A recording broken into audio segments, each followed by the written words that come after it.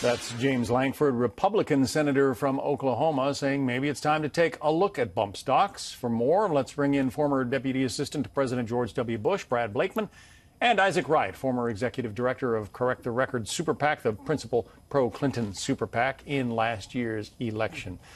Brad, is it time? I mean, will this Republican Congress consider banning bump stocks? I think it's absolutely time. Like any other regulation of any product in America, we should absolutely look back from time to time to make sure that our laws are consistent with public policy. And we have to remind our viewers that in 2010, President Obama, with his ATF, deemed that the bump stock was an accessory to a gun. It did not modify a gun. We know now that that's not true, that the bump stock can modify a semi-automatic to make it mimic an automatic weapon, which is illegal in America. So it makes perfect sense to do it. I'm all for it. We should have the debate. And if the law needs to be changed or regulations, let's do it. Isaac, I assume that if Republicans are on board, Democrats are as well. I think it's time that we fix the bump stock exception. I think Blake and I can agree on that. I do think, bless his heart, he has a little misunderstanding on both the law and on the technicality of how the technology works here.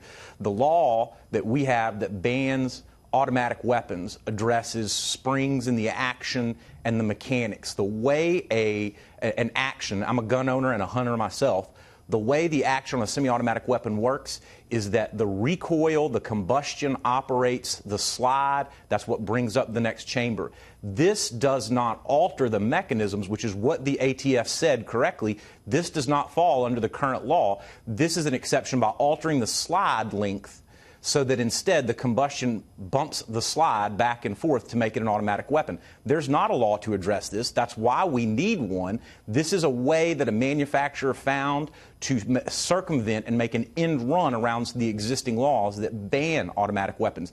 The ATF was accurate in their interpretation of that if you go back and look at what they said. And unfortunately, the ATF doesn't have a vote in Congress to fix this. There was a bill that was brought up by Feinstein that would have addressed bump stocks a couple of years ago. The Republican majority killed that. Hopefully now we can see some progress made. But on that score, Isaac, I mean, you're a gun owner. You know it's a pretty simple design. Anybody who has these kinds of weapons and wants to build their own at-home bump stock can pretty much do it themselves. How do you legislate against that?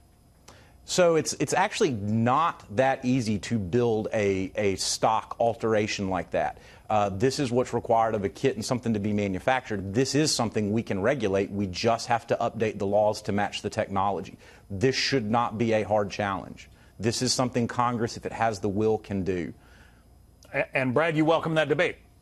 I welcome the debate, but the Obama administration certainly could have done this themselves in 2010. They chose not to. I disagree with Isaac. Certainly, the bump stock is not an accessory item. By his own admission, it modifies the operation of the gun to do something that the manufacturer did not intend to do, and certainly the law didn't intend. So Obama dropped the ball, and then in 2012, after Sandy Hook, they could have, again, revisited this item. They did not do it. Unfortunately, it takes a tragedy for us now to revisit this item and make sure that the American people are kept safe or safer than they were prior to the bump stocks being used in an illegal manner.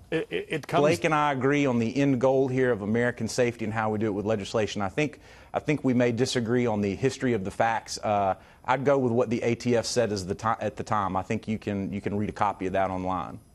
All right, we'll dig into that a bit more and continue this debate. Certainly Congress is going to. Isaac, Brad, thanks both.